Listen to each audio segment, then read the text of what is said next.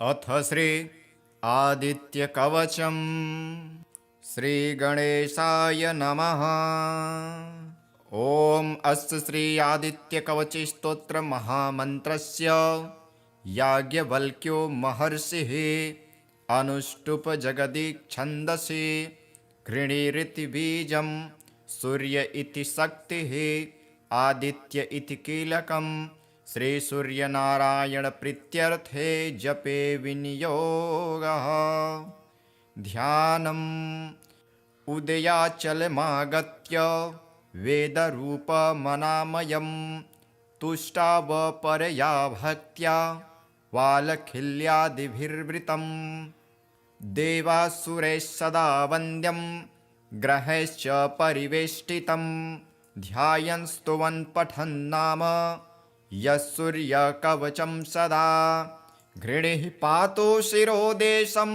सूर्यः फालं च पातु मे आदित्यो लोचने पातु श्रुति पातु प्रभाकरः घ्राणं पातु सदा भानुः आर्कः पातु मुखं तथा जिह्वां पातु जगन्नाथः कण्ठं पातु विभावसुः स्कन्धो ग्रहपतिः पातु भुजौ पातु प्रभाकरः अहस्करः पातु हस्तौ हृदयं पातु भानुमान् मध्यं च पातु सप्ताश्वो नाभिं पातु नभो मणिः द्वादशात्मा कटिं पातु सविता पातु श्रिक्रिणी उरु पातु सुरश्रेष्ठो जानुनी पातु भास्करः जङ्घे पातु च मार्तण्डो गलं पातु त्विषाम्पतिः पादो वृन्धः सदा पातु मित्रोऽपि सकलं वपुः वेदत्रयात्मक स्वामिन् नारायण जगत्पते आयातयामं तं किञ्चित् द्वेदरूपः प्रभाकरः स्तोत्रेणानेन सन्तुष्टो वालखिल्यादिभिर्वृतः साक्षाद्वेदमयो देवो रथारूढः समागतः तं दृष्ट्वा सह योत्थाय दण्डवत् प्रणमन् भुवि कृताञ्जलिपुटो भूत्वा सूर्यस्याग्रे स्थितस्तदा वेदमूर्तिर्महाभागो ज्ञानदृष्टिर्विचार्य च ब्रह्मणा स्थापितं पूर्वं यातयाम विवर्जितं सत्त्वप्रधानं शुक्लाख्यं वेदरूपमनामयं शब्दब्रह्ममयं वेदं सत्कर्म ब्रह्मवाचकं मुनिमध्यापयामास प्रथमं सविता स्वयं तेन प्रथमदत्तेन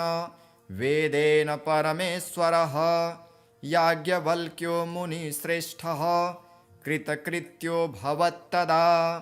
ऋगाति सकलान् वेदान् ज्ञातवान् सूर्यसन्निधौ इदं प्रोक्तं महापुण्यं पवित्रं पापनाशनं यः पठेत् शृणुयाद्वापि सर्वपापै प्रमुच्यते वेदार्थज्ञानसम्पन्न सूर्यलोकमवाप्नुयात्। श्रीगणेशाय नमः। ॐ अस्य आदित्यहृदयस्तोत्रागस्त्य ऋषिः अनुष्टुप्छन्दः आदित्यहृदयभूतो भगवान् ब्रह्मदेवता निरस्ताशेषविघ्नतया ब्रह्मा विद्यासिद्ध्यौ सर्वत्र जयसिद्ध्यौ च विनियोगः। अथ स्तोत्र ततो युद्धपरिश्रान्तं समरे चिन्तया स्थितं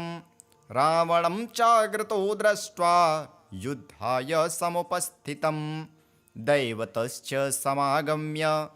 द्रष्टुमभ्यागतोरणम् उपगम्याब्रवीद् राम अगस्त्यो भगवांस्तदा राम राम महाबाहो शृणु गुह्यं सनातनं येन सर्वा नरीन् वत्स समरे विजयिष्यसे आदित्यहृदयं पुण्यं सर्वशत्रुविनाशनं जयावहं जपन्नित्यं अक्षयं परमं शिवं सर्वमङ्गलमाङ्गल्ये सर्वपापप्रणाशनं चिन्ताशोकप्रशमनम् आयुर्वर्धनमुत्तमं रश्मिमन्तं समुद्यन्तं देवासुरनमस्कृतं पूजयस्व विवस्वन्तं भास्करं भुवनेश्वरं सर्वदेवात्मको ह्येष तेजस्वी रश्मिभावनः एष देवासुरगणान् लोकान् पाति गभस्तिभिः एष ब्रह्मा च विष्णुश्च शिवः स्कन्दः प्रजापतिः महेन्द्रो धनदः कालो यमः सोमो ह्यपाम्पतिः पितरो वसवः साध्या अश्विनो मरुतो मनुः वायुर्हीनः प्रजाप्राण ऋतुकर्ता प्रभाकरः आदित्यः सविता सूर्यः खगः पूषा गभस्तिमान् सुवर्णसदृशो भानुर्हिरण्यरेता दिवाकरः हरिदस्वसहस्रार्चिर्सप्तसप्तिर्मरीचिमान् तिमिरोन्मथनः शम्भोस्त्वष्टा मार्तण्डो सुबान् हिरण्यगर्भशिशिरस्तपनो हस्करो रविः अग्निगर्भोदिते पुत्रः शङ्खं शिशिरनाशनः व्योमनाथस्तमो भेदी ऋग्यजुःसामपारगः धनवृष्टिरपां मित्रो विन्ध्यवीथिप्लवङ्गमः आतपी मण्डली मृत्युः पिङ्गलः सर्वतापनः कविर्विश्वो महातेजः रक्तः सर्वभवोद्भवः नक्षत्रग्रहताराणाम् अधिपो विश्वभावनः तेजसामपि तेजस्वी द्वादशात्मन्नमोऽस्तु ते नमः पूर्वाय गिरये पश्चिमायाद्रये नमः ज्योतिर्गणानां पतये दीनाधिपतये नमः जयाय जयभद्राय हर्यस्वाय नमो नमः नमो नमः सहस्रांशो आदित्याय नमो नमः नमः उग्राय वीराय सारंगाय नमो नमः नमः पद्मप्रबोधाय प्रचण्डाय नमोऽस्तु ते ब्रह्मेशानाच्युतेशाय सुरायादित्यवर्चसे भास्वते सर्वभक्षाय रौद्राय वपुषे नमः तमोघ्नाय हिमघ्नाय शत्रुघ्नायामितात्मने कृतघ्नाय देवाय ज्योतिषां पतये नमः तप्तचामीकराभाय हरये विश्वकर्मणे नमस्तमोभिनिर्घ्नाय रुचये लोकसाक्षिणे नाशयत्येष वैभूतं तमेष सृजति प्रभुः पायत्येष तपस्त्येष वर्षत्येष गभस्थिभिः एष सुप्तेषु जागर्ति भूतेषु परिनिष्ठितः एष चैवाग्निहोत्रं च फलं चैवाग्निहोत्रिणां देवाश्च क्रतवश्चैव क्रतूनां फलमेव च यानि कृत्यानि लोकेषु सर्वेषु परमं प्रभुः एनमापत्सु कृच्छ्रेषु कान्तारेषु भयेषु च कीर्तयन् पुरुषः कश्चिन् त्रावसीदति राघव पूजयस्वैनमेकाग्रो देवदेवं जगत्पतिम् एतत्त्रिगुणितं जप्त्वा युद्धेषु विजयिष्यसि अस्मिन् क्षणे महाबाहो रावणं त्वं जहिष्यसि एवमुक्ता ततो गत्स्यो जगाम स यथागतम् एतच्छ्रुत्वा महातेजा नष्टशोको भवत्तदा धारयामास सुप्रीतो राघव प्रयतात्मवान् आदित्यं प्रेक्ष्य जपत्वेदं परं हर्षमवाप्तवान् तिराचम्य शुचिर्भूत्वा धनुरादाय वीर्यवान् रावणं प्रेक्ष्य हृष्टात्मा जयार्थं समुपागतं सर्वयत्नेन महता वृतस्तस्त्ववधेद्भवत् अथ रविरवदनिरीक्ष्य रामं मुदितमनः परमं प्रभष्यमाणः निशिचरपतिं सक्षयं विदित्वा सुरगणमध्यगतो वचस्त्वरेति। अथ श्री सूर्यकवचम् इन्द्रस्तृणु प्रवक्ष्यामि कवचं परमाद्भुतं यद्धृत्वा मुनयः पूता जीवन्मुक्ताश्च भारते कवचं बिभ्रतो व्याधिर्नभियायाति सन्निधिं यथा दृष्ट्वा वैनतेयं पलायन्ते भुजङ्गमः शुद्धाय गुरुभक्ताय स्वशिष्याय प्रकाशयेत् खलाय परिशिष्याय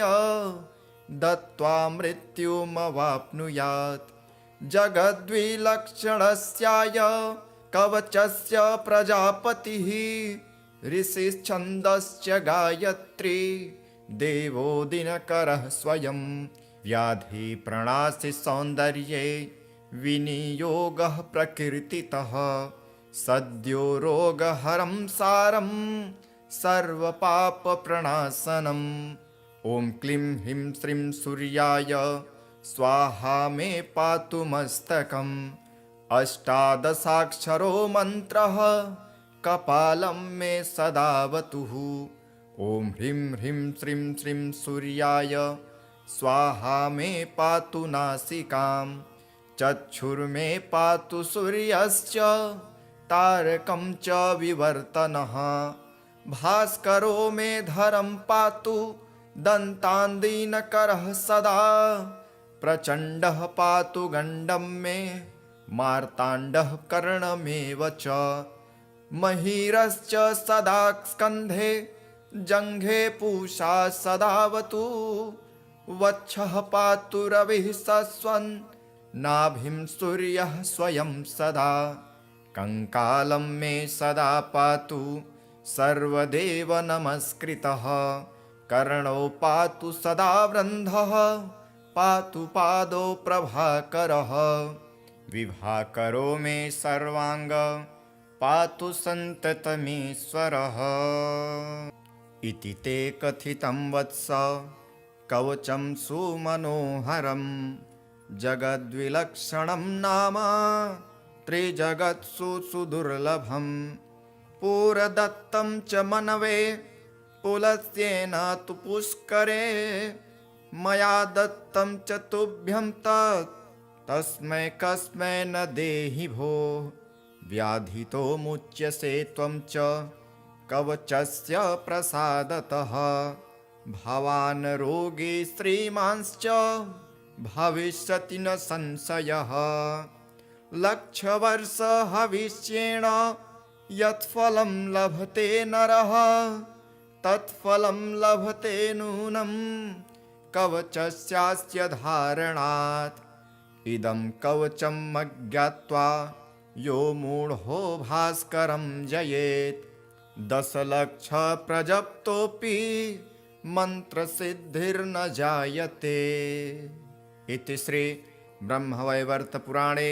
बृहस्पतिकृत श्री सूर्यकवचम्। अथ श्री आदित्यकवचम्। श्री गणेशाय नमः। ॐ अस्य श्री आदित्यकवच स्तोत्र महामन्त्रस्य याज्ञवल्क्यो महर्षिः अनुष्टुप जगदीच्छन्दसि गृणीरिति बीजं सूर्य इति शक्तिः आदित्य इति कीलकं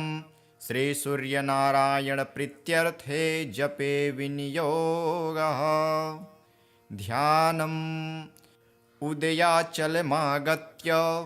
वेदरूपमनामयं तुष्टावपरया भक्त्या वालखिल्यादिभिर्वृतं देवासुरैः सदा वन्द्यं ग्रहैश्च परिवेष्टितं ध्यायन् स्तुवन् पठन् नाम यः सूर्यकवचं सदा घृणिः पातु शिरोदेशं सूर्यः फालं च पातु मे आदित्यो लोचने पातु श्रुति पातु प्रभाकरः घ्राणं पातु सदा भानुः आर्कः पातु मुखं तथा जिह्वां पातु जगन्नाथः कण्ठं पातु विभावसुः स्कन्धो ग्रहपतिः पातु भुजौ पातु प्रभाकरः अहस्करः पातु हस्तौ हृदयं पातु भानुमान् मध्यं च पातु सप्ताश्वो नाभिं पातु नभो मणिः द्वादशात्मा कटिं पातु सविता पातु श्रिक्रिणी उरु पातु सुरश्रेष्ठो जानुनी पातु भास्करः जङ्घे पातु च मार्तण्डो गलं पातु त्विषाम्पतिः पादो वृन्धः सदा पातु मित्रोऽपि सकलं वपुः वेदत्रयात्मक स्वामिन् नारायण जगत्पते आयातयामं तं किञ्चित् द्वेदरूपः प्रभाकरः स्तोत्रेणानेन सन्तुष्टो वालखिल्यादिभिर्वृतः साक्षाद्वेदमयो देवो रथारूढः समागतः तं दृष्ट्वा सह योत्थाय दण्डवत् प्रणमन् भुवि कृताञ्जलिपुटो भूत्वा सूर्यस्याग्रे स्थितस्तदा वेदमूर्तिर्महाभागो ज्ञानदृष्टिर्विचार्य च ब्रह्मणा स्थापितं पूर्वं यातयाम विवर्जितं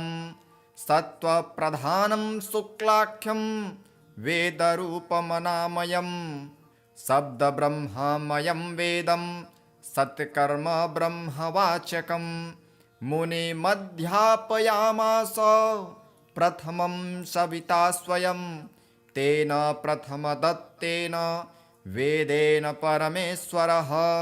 याज्ञवल्क्यो मुनिश्रेष्ठः कृतकृत्यो भवत्तदा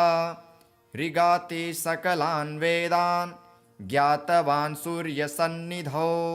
इदं प्रोक्तं महापुण्यं पवित्रं पापनाशनं यः पठेत् शृणुयाद्वापि सर्वपापै प्रमुच्यते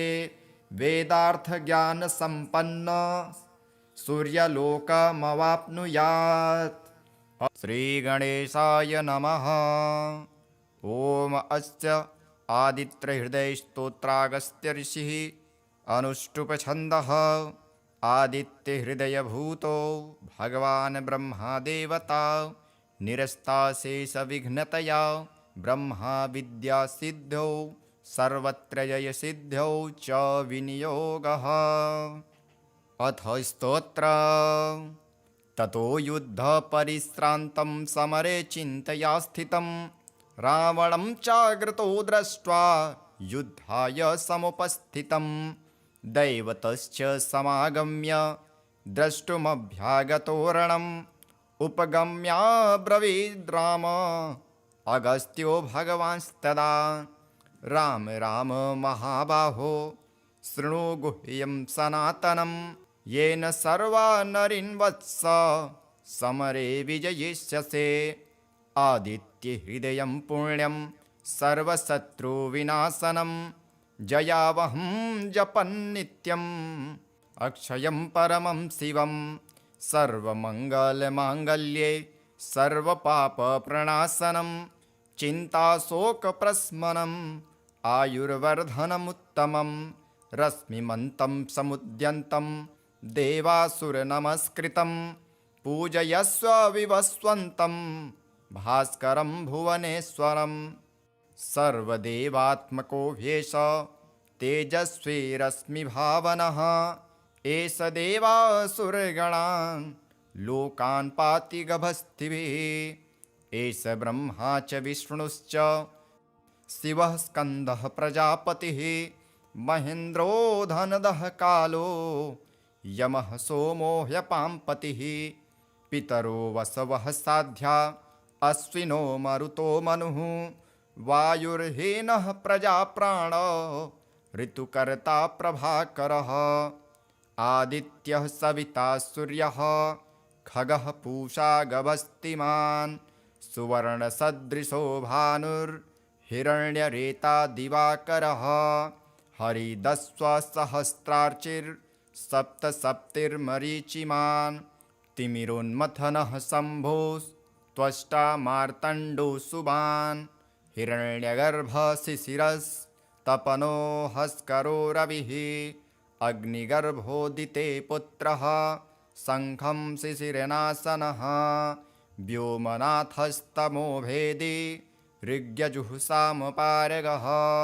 धनवृष्टिरपां मित्रो विन्ध्यवीथिप्लवङ्गमः आतपी मण्डली मृत्युः पिङ्गलः सर्वतापनः कविर्विश्वो महातेजः रक्तः सर्वभवोद्भवः नक्षत्रग्रहताराणाम् अधिपो विश्वभावनः तेजसामपि तेजस्वी द्वादशात्मन्नमोऽस्तु ते नमः पूर्वाय गिरये पश्चिमायाद्रये नमः ज्योतिर्गणानां पतये दीनाधिपतये नमः जयाय जयभद्राय हर्यस्वाय नमो नमः नमो नमः सहस्रांशो आदित्याय नमो नमः नमः उग्राय वीराय सारंगाय नमो नमः नमः पद्मप्रबोधाय प्रचण्डाय नमोऽस्तु ते ब्रह्मेशानाच्युतेशाय सुरायादित्यवर्चसे भास्वते सर्वभक्षाय रौद्राय वपुषे नमः तमोघ्नाय हिमघ्नाय शत्रुघ्नायामितात्मने कृतघ्नाय देवाय ज्योतिषां पतये नमः तप्तचामीकराभाय हरये विश्वकर्मणे नमस्तमोभिनिर्घ्नाय रुचये लोकसाक्षिणे नाशयत्येष वैभूतं तमेष सृजति प्रभुः पायत्येष तपस्त्येष वर्षत्येष गभस्थिभिः एष सुप्तेषु जागर्ति भूतेषु परिनिष्ठितः एष चैवाग्निहोत्रं च फलं चैवाग्निहोत्रिणां देवाश्च क्रतवश्चैव क्रतूनां फलमेव च यानि कृत्यानि लोकेषु सर्वेषु परमं प्रभुः एनमापत्सु कृच्छ्रेषु कान्तारेषु भयेषु च कीर्तयन् पुरुषः कश्चिन् त्रावसीदति राघव पूजयस्वैनमेकाग्रो देवदेवं जगत्पतिम् एतत्त्रिगुणितं जप्त्वा युद्धेषु विजयिष्यसि अस्मिन् क्षणे महाबाहो रावणं त्वं जहिष्यसि एवमुक्ता ततो गत्स्यो जगाम स यथागतम् एतच्छ्रुत्वा महातेजा नष्टशोको भवत्तदा धारयामास सुप्रीतो राघव प्रयतात्मवान् आदित्यं प्रेक्ष्य जपत्वेदं परं हर्षमवाप्तवान् तिराचम्य शुचिर्भूत्वा धनुरादाय वीर्यवान् रावणं प्रेक्ष्य हष्टात्मा जयार्थं समुपागतं सर्वयत्नेन महता वृतस्तस्त्ववधेद्भवत् अथ रविरवदनिरीक्ष्य रामं मुदितमनः परमं प्रभष्यमाणः निशिचरपतिं सक्षयं विदित्वा सुरगणमध्यगतो वचस्त्वरेति अथ श्री सूर्यकवचम् इन्द्रशृणु प्रवक्ष्यामि कवचं परमाद्भुतं यद्धृत्वा मुनयः पूता जीवन्मुक्ताश्च भारते कवचं बिभ्रतो व्याधिर्नभियायाति सन्निधिं यथा दृष्ट्वा वैनतेयं पलायन्ते भुजङ्गमः शुद्धाय गुरुभक्ताय स्वशिष्याय प्रकाशयेत्। खलाय परिशिष्याय दत्त्वा मृत्युमवाप्नुयात्। जगद्विलक्षणस्याय कवचस्य प्रजापतिः।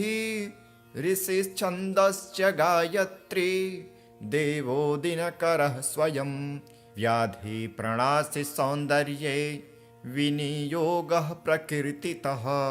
सद्यो रोगहरं सारं सर्वपापप्रणाशनम्। ॐ क्लीं ह्रीं श्रीं सूर्याय स्वाहा मे पातु मस्तकम्। अष्टादशाक्षरो मन्त्रः कपालं मे सदावतुः। ॐ ह्रीं ह्रीं श्रीं श्रीं सूर्याय स्वाहा मे पातु नासिकाम्। चक्षुर्मे पातु सूर्यश्च तारकं च विवर्तनः। भास्करो मे धरं पातु दन्तान्दीनकरः सदा। प्रचण्डः पातु गण्डं मे मार्ताण्डः कर्णमेव च। महिरश्च सदा स्कन्धे जङ्घे पूषा सदावतु।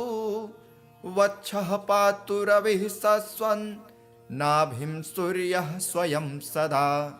कङ्कालं मे सदा पातु सर्वदेव नमस्कृतः। कर्णौ पातु सदा वृन्धः पातु पादौ प्रभाकरः। विभाकरो मे सर्वाङ्ग पातु सन्ततमीश्वरः। इति ते कथितं वत्स कवचं सुमनोहरं। जगद्विलक्षणं नाम त्रिजगत्सु सुदुर्लभम्। पुरदत्तं च मनवे पुलस्त्येन तु पुष्करे।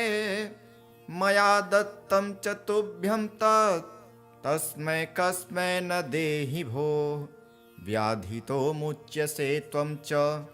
कवचस्य प्रसादतः। भवान् रोगी श्रीमांश्च भविष्यति न संशयः। लक्षवर्षहविष्येण यत्फलं लभते नरः तत्फलं लभते नूनं कवचस्यास्य धारणात्। इदं कवचं अज्ञात्वा यो मूढो भास्करं जयेत्। 10 लक्ष प्रजप्तोऽपि मन्त्रसिद्धिर्न जायते। इति श्री ब्रह्मवैवर्तपुराणे बृहस्पतिकृत श्रीसूर्यकवचम्। अथ श्री आदित्यकवचम्। श्रीगणेशाय नमः। ॐ अस्य श्री आदित्यकवचस्तोत्रमहामन्त्रस्य याज्ञवल्क्यो महर्षिः अनुष्टुप जगदीच्छन्दसि गृणीरिति बीजं। सूर्य इति शक्तिः आदित्य इति कीलकं। श्रीसूर्यनारायणप्रीत्यर्थे जपे विनियोगः। ध्यानम् उदयाचलमागत्य वेदरूपमनामयं। तुष्टावपरया भक्त्या वालखिल्यादिभिर्वृतं। देवासुरैः सदा वन्द्यं ग्रहैश्च परिवेष्टितं। ध्यायन् स्तुवन् पठन् नाम यः सूर्यकवचं सदा। घृणिः पातु शिरोदेशं सूर्यः फालं च पातु मे। आदित्यो लोचने पातु श्रुति पातु प्रभाकरः। घ्राणं पातु सदा भानुः आर्कः पातु मुखं तथा। जिह्वां पातु जगन्नाथः कण्ठं पातु विभावसुः। स्कन्धो ग्रहपतिः पातु भुजौ पातु प्रभाकरः। अहस्करः पातु हस्तौ हृदयं पातु भानुमान्। मध्यं च पातु सप्ताश्वो नाभिं पातु नभो मणिः। द्वादशात्मा कटिं पातु सविता पातु श्रिक्रिणी। उरु पातु सुरश्रेष्ठो जानुनी पातु भास्करः। जङ्घे पातु च मार्तण्डो गलं पातु त्विषाम्पतिः पादो वृन्धः सदा पातु मित्रोऽपि सकलं वपुः वेदत्रयात्मक स्वामिन् नारायण जगत्पते आयातयामं तं किञ्चित् द्वेदरूपः प्रभाकरः स्तोत्रेणानेन सन्तुष्टो वालखिल्यादिभिर्वृतः साक्षाद्वेदमयो देवो रथारूढः समागतः तं दृष्ट्वा सह योत्थाय दण्डवत् प्रणमन् भुवि कृताञ्जलिपुटो भूत्वा सूर्यस्याग्रे स्थितस्तदा वेदमूर्तिर्महाभागो ज्ञानदृष्टिर्विचार्य च ब्रह्मणा स्थापितं पूर्वं यातयाम विवर्जितं सत्त्वप्रधानं शुक्लाख्यं वेदरूपमनामयं शब्दब्रह्ममयं वेदं सत्कर्म ब्रह्मवाचकं मुनिमध्यापयामास प्रथमं सविता स्वयं तेन प्रथमदत्तेन वेदेन परमेश्वरः याज्ञवल्क्यो मुनिश्रेष्ठः कृतकृत्यो भवत्तदा ऋगाति सकलान् वेदान् ज्ञातवान् सूर्यसन्निधौ इदं प्रोक्तं महापुण्यं पवित्रं पापनाशनं यः पठेत् शृणुयाद्वापि सर्वपापै प्रमुच्यते वेदार्थज्ञानसम्पन्न सूर्यलोकमवाप्नुयात्। श्रीगणेशाय नमः। ॐ अस्य आदित्यहृदयस्तोत्रागस्त्य ऋषिः अनुष्टुप्छन्दः आदित्यहृदयभूतो भगवान् ब्रह्मादेवता निरस्ताशेषविघ्नतया ब्रह्मा विद्यासिद्ध्यौ सर्वत्र जयसिद्ध्यौ च विनियोगः। अथ स्तोत्र ततो युद्धपरिश्रान्तं समरे चिन्तया स्थितं रावणं चाग्रतो दृष्ट्वा युद्धाय समुपस्थितं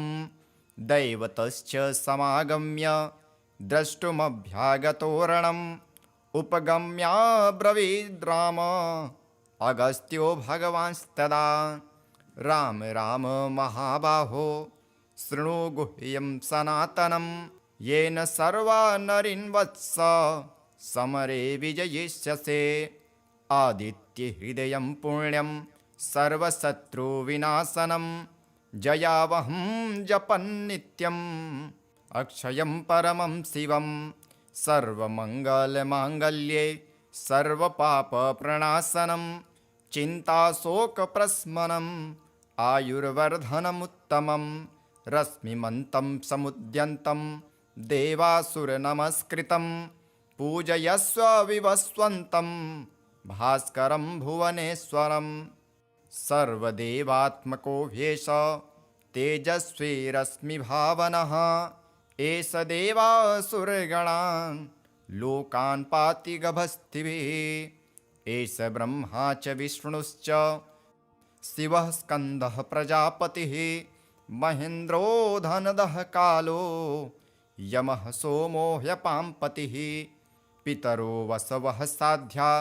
अश्विनो मरुतो मनुः वायुर्हीनः प्रजाप्राण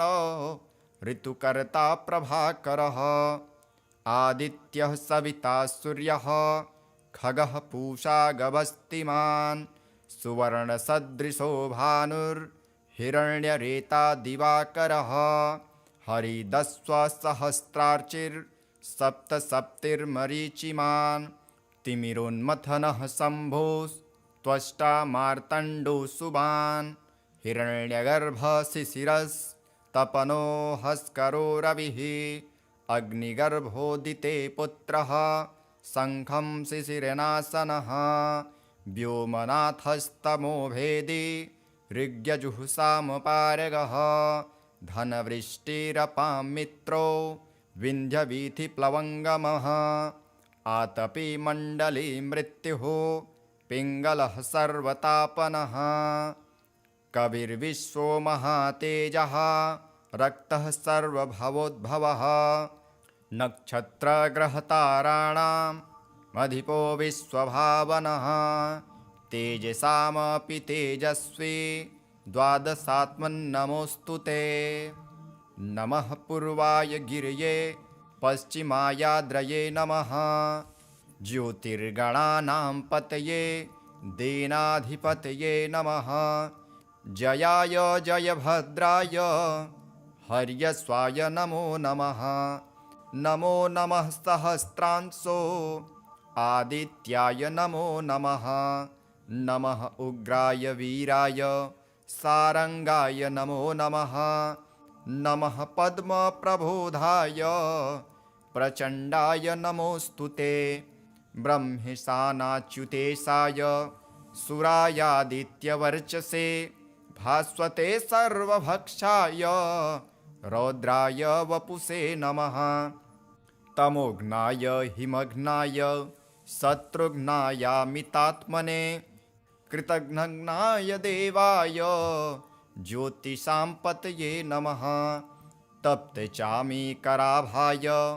हरये विश्वकर्मणे नमस्तमोभिनिर्घ्नाय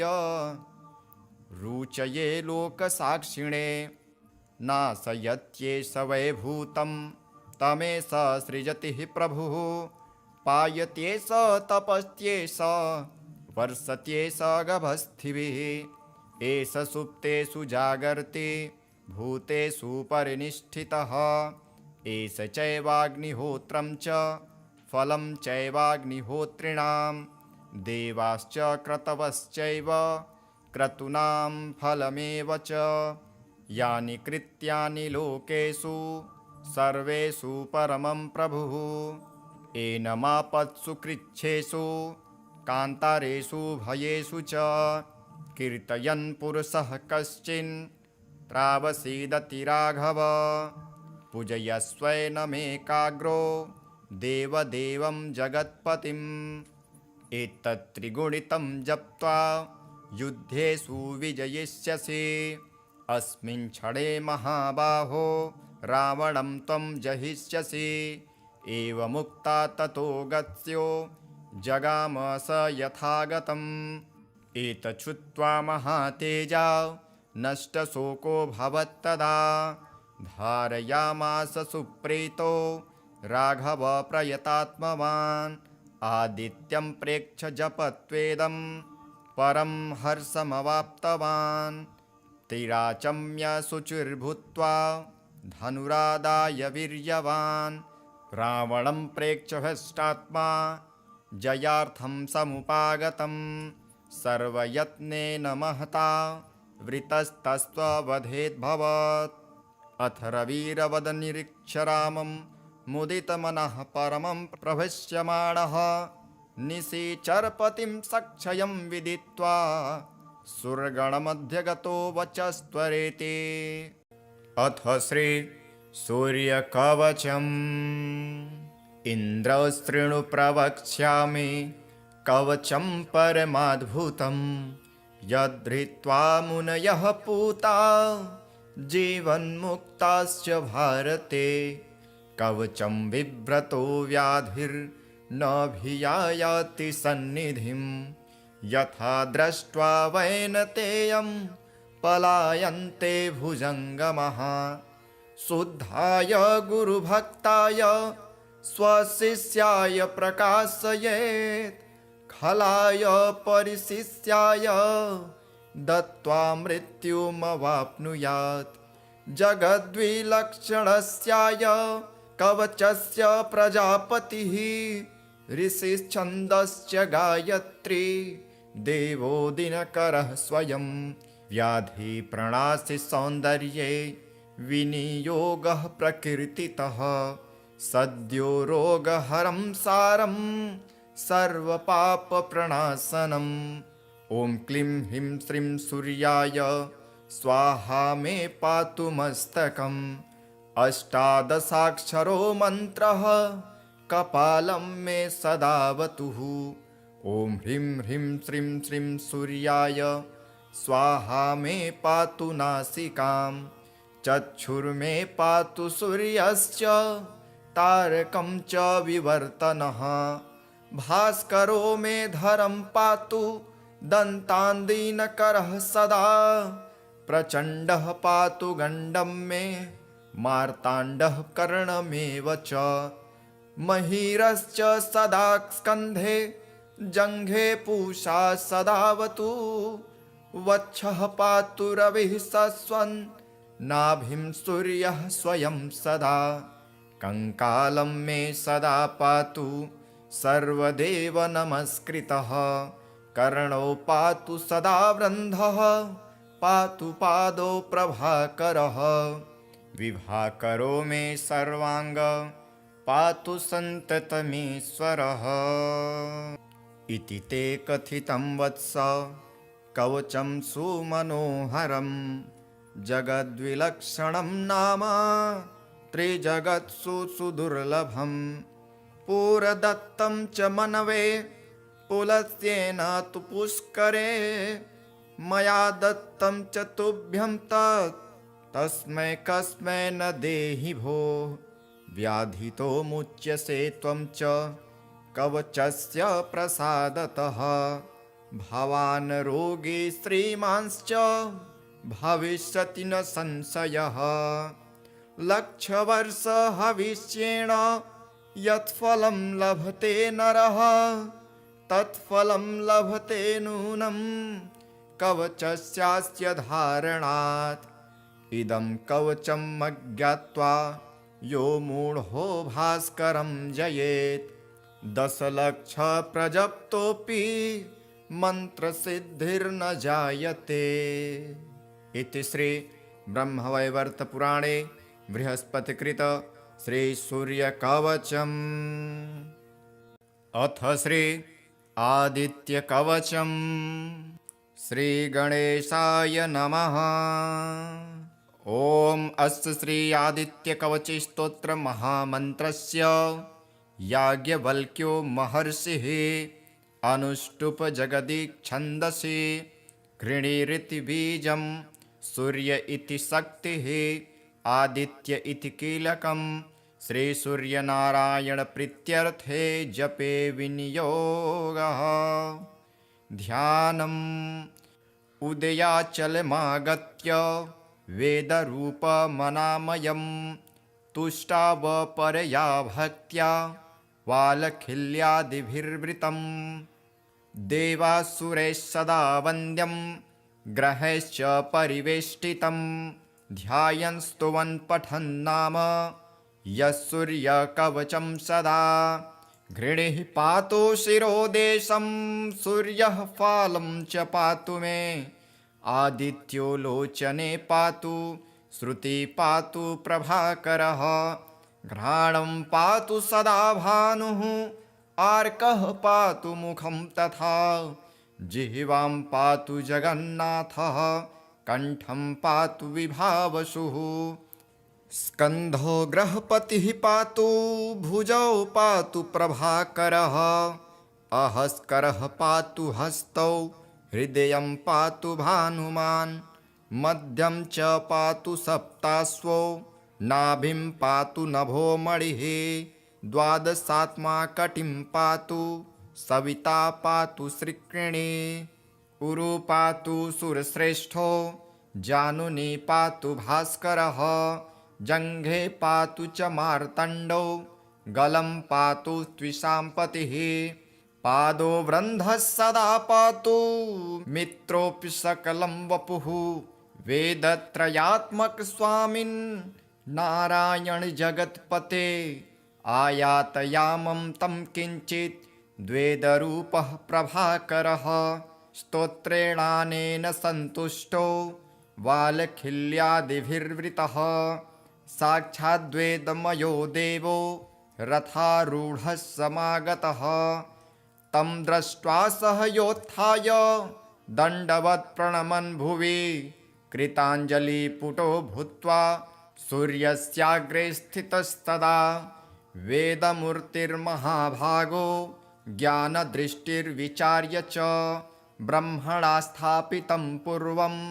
यातयाम विवर्जितं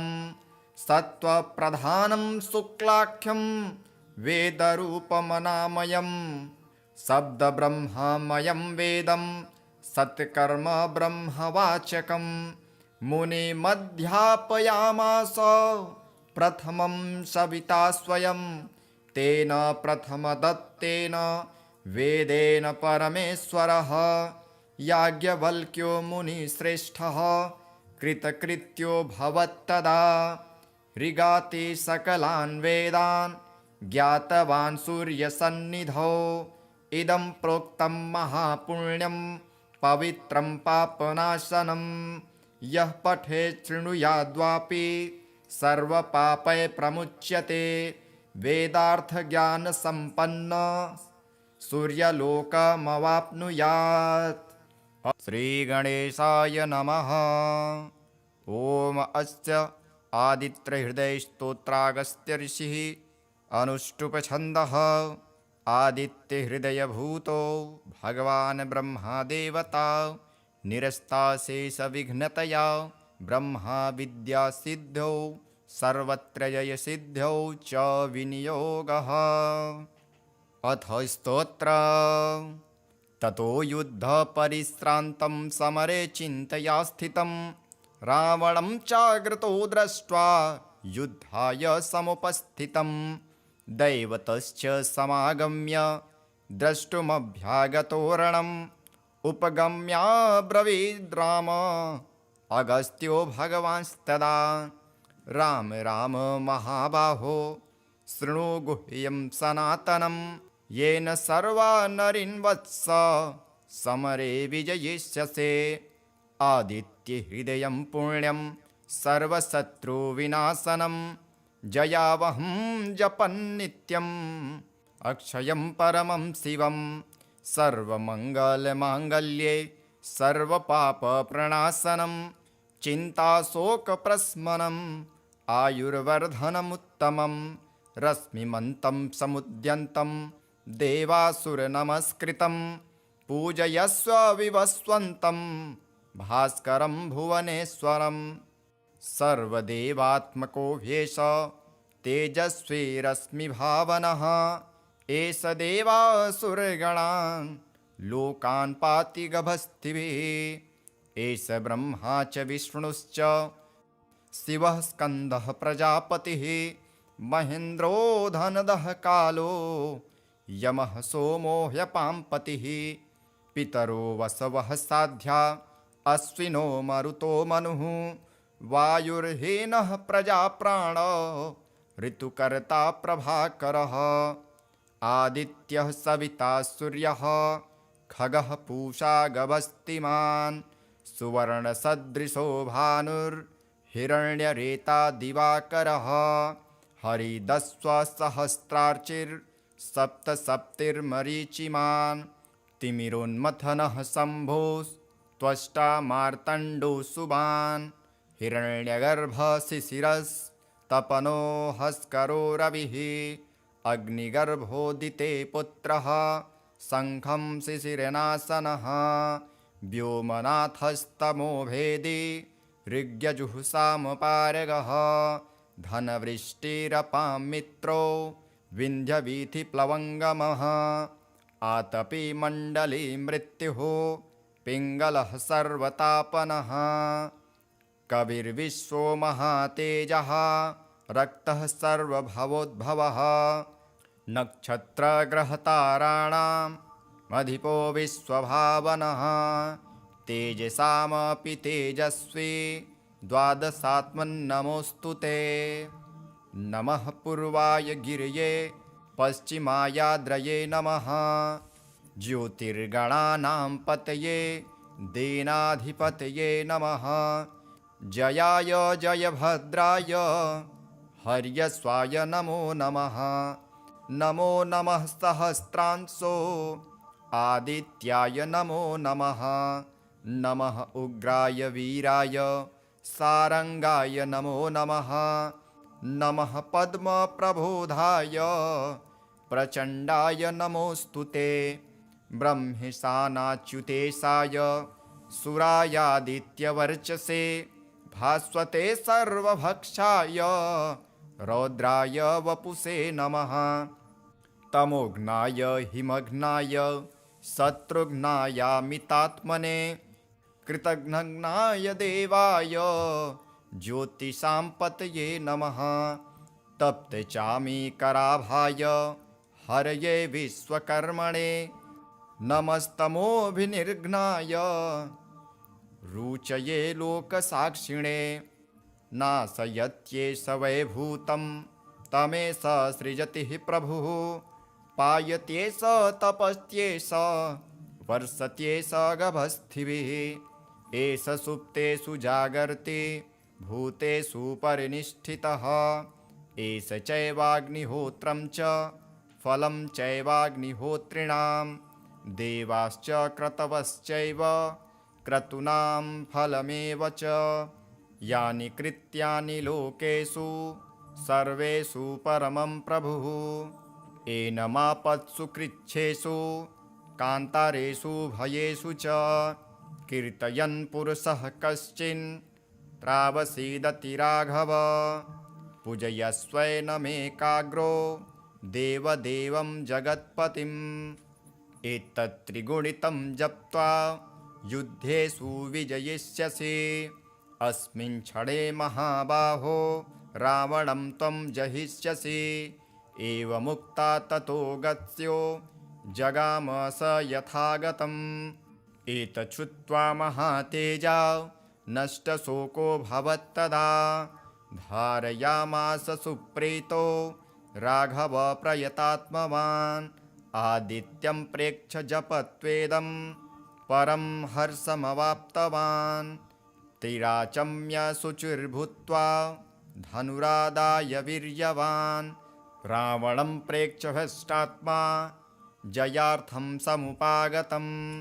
सर्वयत्नेन महता वृतस्तस्त्ववधेद्भवत् अथ रविरवदनिरीक्ष्य रामं मुदितमनः परमं प्रभष्यमाणः निशिचरपतिं सक्षयं विदित्वा सुरगणमध्यगतो वचस्त्वरेति अथ श्री सूर्यकवचम् इन्द्रशृणु प्रवक्ष्यामि कवचं परमाद्भुतं यद्धृत्वा मुनयः पूता जीवन्मुक्ताश्च भारते कवचं बिभ्रतो व्याधिर्नभियायाति सन्निधिं यथा दृष्ट्वा वैनतेयं पलायन्ते भुजङ्गमः शुद्धाय गुरुभक्ताय स्वशिष्याय प्रकाशयेत् खलाय परिशिष्याय दत्त्वा मृत्युमवाप्नुयात् जगद्विलक्षणस्याय कवचस्य प्रजापतिः ऋषिश्छन्दश्च गायत्री देवो दिनकरः स्वयं व्याधिप्रणाशि सौन्दर्ये विनियोगः प्रकीर्तितः सद्यो रोगहरं सारं सर्वपापप्रणाशनम् ॐ क्लीं ह्रीं श्रीं सूर्याय स्वाहा मे पातु मस्तकम् अष्टादशाक्षरो मन्त्रः कपालं मे सदावतुः ॐ ह्रीं ह्रीं श्रीं श्रीं सूर्याय स्वाहा मे पातु नासिकां चक्षुर्मे पातु सूर्यश्च तारकं च विवर्तनः भास्करो मे धरं पातु दन्तान्दीनकरः सदा प्रचण्डः पातु गण्डं मे मार्ताण्डः कर्णमेव च महिरश्च सदा स्कन्धे जङ्घे पूषा सदावतु वक्षः पातु रविः सस्वन् नाभिं सूर्यः स्वयं सदा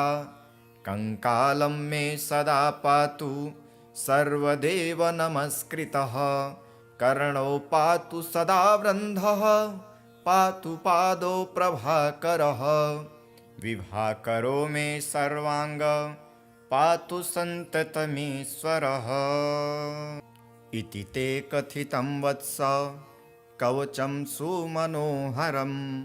जगद्विलक्षणं नाम त्रिजगत्सु सुदुर्लभम् पुरदत्तं च मनवे पुलस्त्येन तु पुष्करे मया दत्तं च तुभ्यं तस्मै कस्मै न देहि भो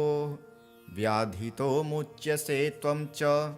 कवचस्य प्रसादतः भवान् रोगी श्रीमांश्च भविष्यति न संशयः लक्षवर्ष हविष्येण यत्फलं लभते नरः तत्फलं लभते नूनं कवचस्यास्य धारणात् इदं कवचं अज्ञात्वा यो मूढो भास्करं जयेत् दशलक्ष प्रजप्तोऽपि मंत्रसिद्धिर्न जायते। इति श्री ब्रह्मवैवर्तपुराणे बृहस्पतिकृत श्री सूर्यकवचम्। अथ श्री आदित्यकवचम्। श्री गणेशाय नमः। ओम अस्य श्री आदित्यकवच स्तोत्र महामन्त्रस्य याज्ञवल्क्यो महर्षिः अनुष्टुप जगदीच्छन्दसि घृणीरिति बीजं सूर्य इति शक्तिः आदित्य इति कीलकं श्री सूर्यनारायण प्रीत्यर्थे जपे विनियोगः। ध्यानम् उदयाचलमागत्य वेदरूपमनामयं तुष्टावपरया भक्त्या वालखिल्यादिभिर्वृतं देवासुरैः सदा वन्द्यं ग्रहैश्च परिवेष्टितं ध्यायन् स्तुवन् पठन् नाम यः सूर्यकवचं सदा घृणिः पातु शिरोदेशं सूर्यः फालं च पातु मे आदित्यो लोचने पातु श्रुति पातु प्रभाकरः घ्राणं पातु सदा भानुः आर्कः पातु मुखं तथा जिह्वां पातु जगन्नाथः कंठं पातु विभावसुः स्कन्धो ग्रहपतिः पातु भुजौ पातु प्रभाकरः अहस्करः पातु हस्तौ हृदयं पातु भानुमान् मध्यं च पातु सप्ताश्वो नाभिं पातु नभो मणिः द्वादशात्मा कटिं पातु सविता पातु श्रिक्रिणी उरु पातु सुरश्रेष्ठो जानुनी पातु भास्करः जङ्घे पातु च मार्तण्डो गलं पातु त्विषाम्पतिः पादो वृन्धः सदा पातु मित्रोऽपि सकलं वपुः वेदत्रयात्मक स्वामिन् नारायण जगत्पते आयातयामं तं किञ्चित् द्वेदरूपः प्रभाकरः स्तोत्रेणानेन सन्तुष्टो वालखिल्यादिभिर्वृतः साक्षाद्वेदमयो देवो रथारूढः समागतः तं दृष्ट्वा सह योत्थाय दण्डवत् प्रणमन् भुवि कृताञ्जलिपुटो भूत्वा सूर्यस्याग्रे स्थितस्तदा वेदमूर्तिर्महाभागो ज्ञानदृष्टिर्विचार्य च ब्रह्मणा स्थापितं पूर्वं यातयाम विवर्जितं सत्त्वप्रधानं शुक्लाख्यं वेदरूपमनामयं शब्दब्रह्ममयं वेदं सत्कर्म ब्रह्मवाचकं मुनिमध्यापयामास प्रथमं सविता स्वयं तेन प्रथमदत्तेन वेदेन परमेश्वरः याज्ञवल्क्यो मुनिश्रेष्ठः कृतकृत्यो भवत्तदा ऋगाति सकलान् वेदान् ज्ञातवान् सूर्यसन्निधौ इदं प्रोक्तं महापुण्यं पवित्रं पापनाशनं यः पठेत् शृणुयाद्वापि सर्वपापै प्रमुच्यते वेदार्थज्ञानसम्पन्न सूर्यलोकमवाप्नुयात्। श्रीगणेशाय नमः। ॐ अस्य आदित्यहृदयस्तोत्रागस्त्य ऋषिः अनुष्टुप्छन्दः आदित्यहृदयभूतो भगवान् ब्रह्मादेवता निरस्ताशेषविघ्नतया ब्रह्मा विद्यासिद्ध्यौ सर्वत्र जयसिद्ध्यौ च विनियोगः। अथ स्तोत्र ततो युद्धपरिश्रान्तं समरे चिन्तया स्थितं रावणं चाग्रतो दृष्ट्वा युद्धाय समुपस्थितं दैवतश्च समागम्य द्रष्टुमभ्यागतो रणम् उपगम्याब्रवीद् राम अगस्त्यो भगवांस्तदा राम राम महाबाहो शृणु गुह्यं सनातनं येन सर्वा नरीन् वत्स समरे विजयिष्यसे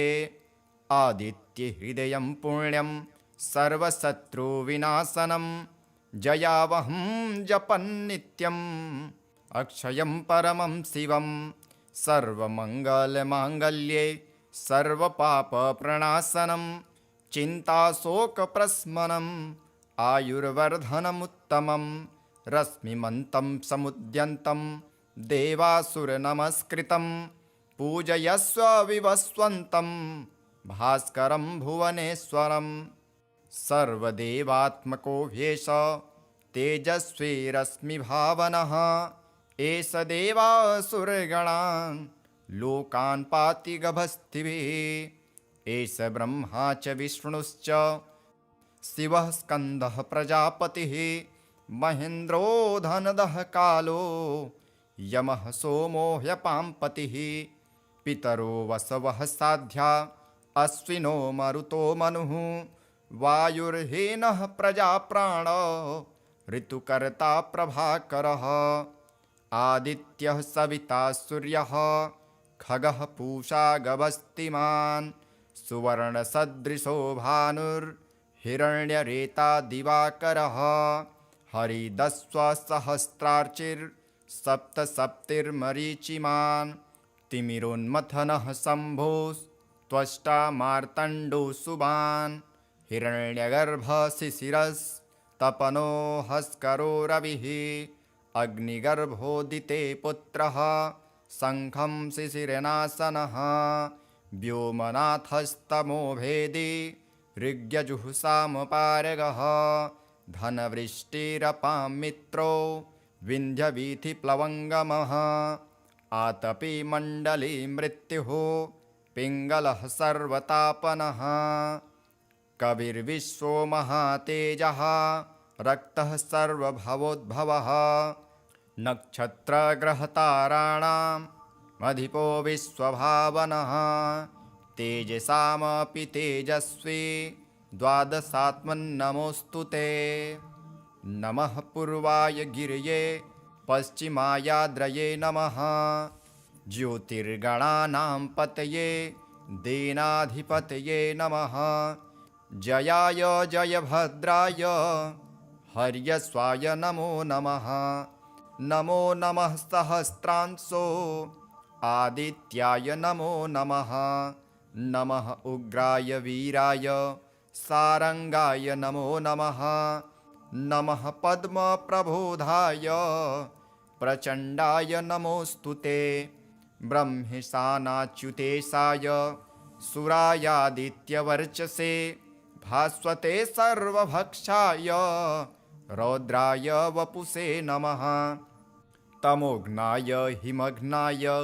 शत्रुघ्नायामितात्मने कृतघ्नाय देवाय ज्योतिषां पतये नमः तप्तचामीकराभाय हरये विश्वकर्मणे नमस्तमोभिनिर्घ्नाय रुचये लोकसाक्षिणे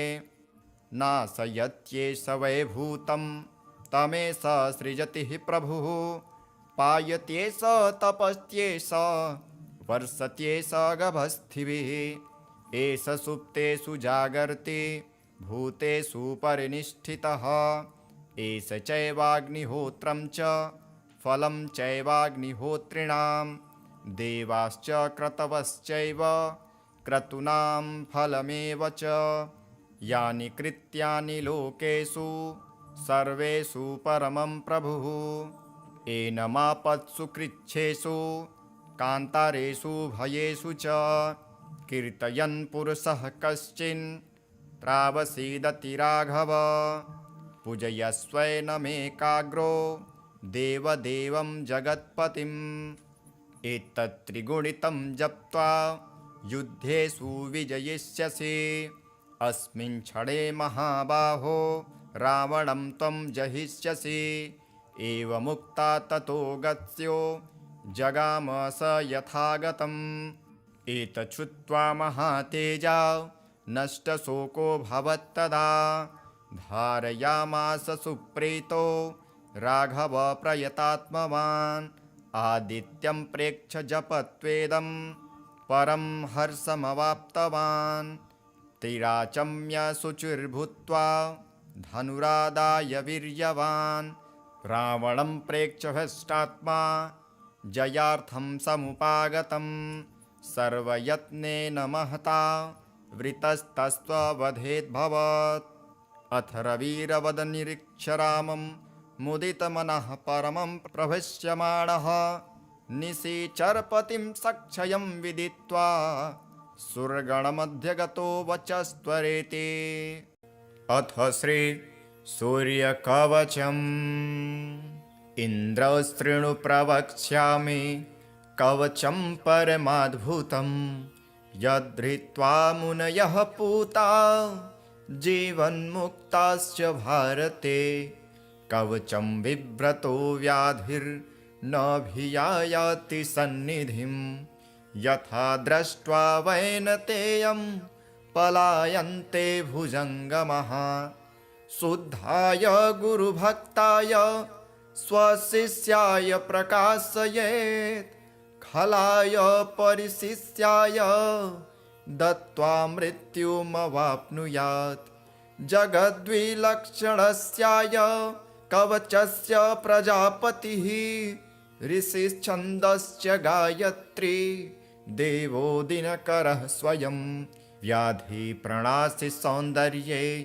विनियोगः प्रकीर्तितः सद्यो रोगहरं सारं सर्वपापप्रणाशनम् ॐ क्लीं ह्रीं श्रीं सूर्याय स्वाहा मे पातु मस्तकम् अष्टादशाक्षरो मन्त्रः कपालं मे सदावतुः ॐ ह्रीं ह्रीं श्रीं श्रीं सूर्याय स्वाहा मे पातु नासिकां चक्षुर्मे पातु सूर्यश्च तारकं च विवर्तनः भास्करो मे धरं पातु दन्तान्दीनकरः सदा प्रचण्डः पातु गण्डं मे मार्ताण्डः कर्णमेव च महिरश्च सदा स्कन्धे जङ्घे पूषा सदावतु वक्षः पातु रविः सस्वन् नाभिं सूर्यः स्वयं सदा कङ्कालं मे सदा पातु सर्वदेव नमस्कृतः कर्णौ पातु सदा वृन्धः पातु पादौ प्रभाकरः विभाकरो मे सर्वाङ्ग पातु सन्ततमीश्वरः इति ते कथितं वत्स कवचं सुमनोहरं जगद्विलक्षणं नाम त्रिजगत्सु सुदुर्लभं पुरदत्तं च मनवे पुलस्येन तु पुष्करे मया दत्तं च तुभ्यं तस्मै कस्मै न देहि भो व्याधितो मुच्यसे त्वं च कवचस्य प्रसादतः भवान् रोगी श्रीमांश्च भविष्यति न संशयः लक्षवर्ष हविष्येण यत्फलं लभते नरः तत्फलं लभते नूनं कवचस्यास्य धारणात् इदं कवचं अज्ञात्वा यो मूढो भास्करं जयेत् 10 लक्ष प्रजप्तोऽपि मन्त्रसिद्धिर्न जायते इति श्री ब्रह्मवैवर्तपुराणे बृहस्पतिकृत श्रीसूर्यकवचम्।